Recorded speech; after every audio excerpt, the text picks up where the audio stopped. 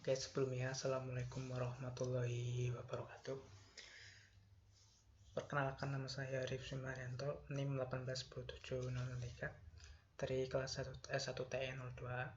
Di sini saya akan menjelaskan terkait antarmuka USB atau Universal Serial Bus. Yang pertama yaitu pengertian. USB merupakan serial bus standar masa kini sebagai penghubung perangkat luar dengan PC.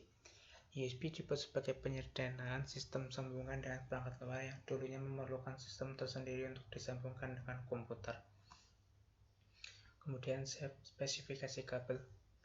Kabel USB terdiri dari 4 konduktor, 2 untuk keperluan power 5 volt dan 2 kabel lagi untuk keperluan signal data atau transfer data.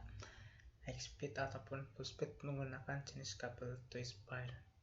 Jalur bebas berguna untuk menentukan tekanan 5 volt dan kurang membungkus secara keseluruhan penampang kabel.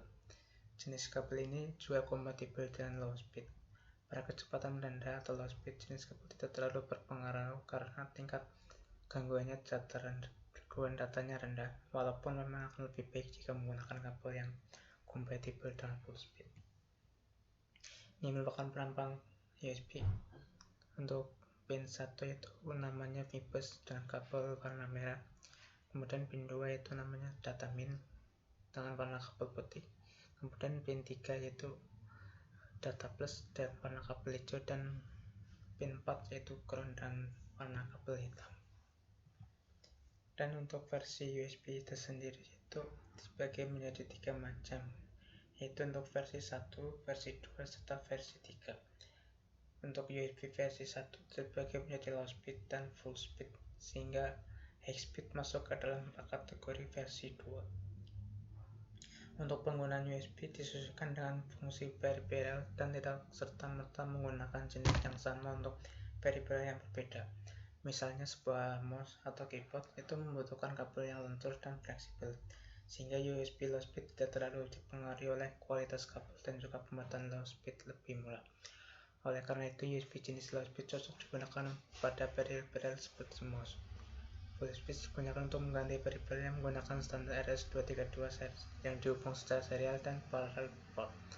High speed menjadi pilihan yang bagus untuk peripheral yang sangat tergantung dari kecepatan transfer data seperti mass storage, akuisisi data, streaming data, dan sebagainya. Kemudian untuk jenis-jenis USB, yang pertama untuk jenis USB low speed itu digunakan untuk interactive device dengan transfer data atau signal data itu sebesar 10-100 kB per second. Biasanya digunakan untuk keyboard, mouse, stylus, game peripheral, serta virtual reality peripheral. Kemudian jenis USB yang kedua yaitu full speed, itu digunakan untuk phone audio serta kompres video dengan transfer data atau signal data sebesar 500 kB per second sampai 10 MB per second. Untuk contoh pemakaiannya itu untuk ports, broadband, audio, sama mikrofon. Kemudian untuk jenis USB yang ketiga yaitu high speed, digunakan untuk video storage dengan transfer data sebesar 25-400 MB per second. Untuk contoh pemakaiannya itu untuk video, terus penyimpanan data, imaging, serta broadband. Keunggulan USB sendiri yaitu yang pertama, mudah digunakan. Hanya dengan satu jenis antarmuka, USB dapat digunakan sebagai berbagai peripheral device. Kemudian untuk yang kedua yaitu power 5 volt yang tersedia memungkinkan beberapa perangkat USB menggunakan self powering sehingga tidak perlu tambahan power supply dari luar. Kemudian yang ketiga yaitu dari sisi aplikasi tertinggi untuk pengguna pada sistem operasi, tidak memerlukan settingan yang rumit untuk mengatur pertukaran data, bahkan mendukung sistem plug and play. Kemudian untuk kelemahan USB sendiri, yang pertama itu tidak cocok untuk peripheral dengan speed tinggi. Kemudian yang kedua itu membutuhkan Windows 98 ke atas untuk kompatibilitas secara penuh. Terus untuk bentuk hubungan komunikasi host device, komunikasi yang terjadi dalam antarmuka USB adalah host ke atau dari device atau PC dan peripheral. Secara fisik, koneksi dari USB tersendiri atas sirkuit konektor dan kabel yang menghubungkan sebuah host dengan satu atau lebih device. Host seperti yang telah disinggung di muka berupa sebuah PC atau sistem komputer yang mengandung sebuah host controller dan sebuah root hub. Kemudian topologi sistem antarmuka USB. Itu hub menjadi pusat koneksi peripheral. Root hub pada kenyataannya berupa konektor USB yang bisa terdiri lebih dari satu buah. Root hub ini terhubung oleh beberapa hub yang berhubungan langsung dengan peripheral seperti pada gambar di samping. Setiap peripheral harus mampu berkomunikasi dan host tanpa konflik dengan peripheral yang lain. Yang kemudian tinjauan kerja host. Yang pertama itu mendeteksi device, yang kedua mengatur aliran data, yang ketiga checking error, keempat menyediakan power, yang kelima proses pertukaran data tangan peripheral device. Kemudian dari tinjauan kelistrikan, yang pertama yaitu encoding atau decoding data. Sesuai dengan protokol USB, transfer data USB menggunakan sebuah encoding data non-return to zero inverted atau NRZI. NRZI sendiri merupakan suatu sistem pengkodian di mana suatu transisi low high atau high ke low pada bit time akan dikenal sebagai biner 0 untuk bit time tersebut.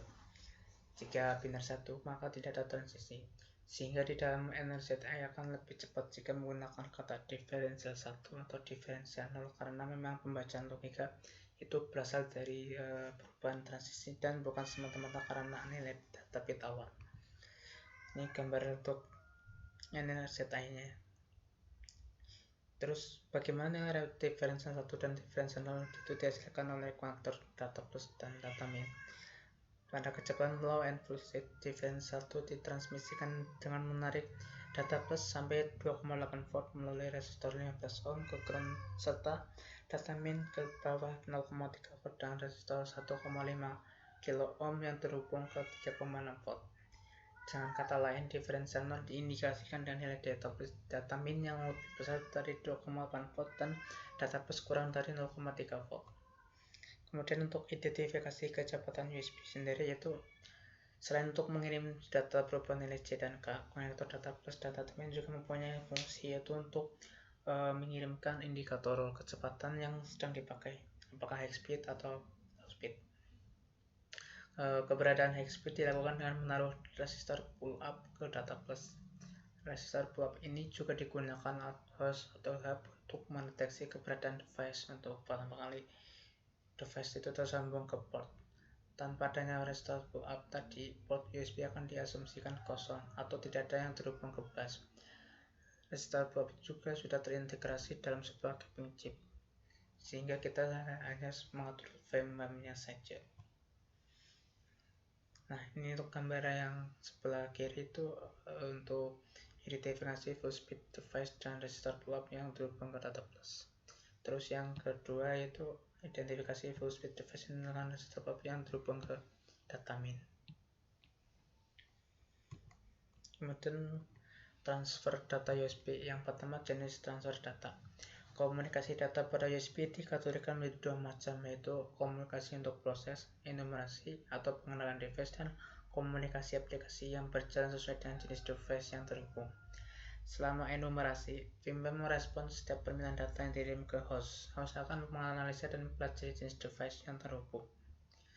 Kemudian host itu mengatur traffic data dan membagi waktu transaksi data menjadi pecahan-pecahan yang dikenal dengan frame, baik low atau full speed atau microframe high speed. Kemudian untuk kecepatan host dan kecepatan bus. Ketika berbicara tentang versi USB, secara otomatis kita membicarakan tentang versi controller hub yang pada akhirnya akan berujung pada kecepatan yang mampu diusung oleh hub tersebut. Berdasarkan hukum kompatibilitas, USB 2 harus mensupport USB versi 1. Hal ini berarti bahwa sebuah USB high speed host controllernya harus mendukung kecepatan high speed dan low speed versi 1X juga. Sedangkan versi 1X juga tidak bisa mengkonvert kecepatan yang berbeda. Hub versi 2 seolah-olah berfungsi sebagai prosesor yang meremot kompatibilitas antara low speed dan high speed. Yang kedua yaitu endpoint.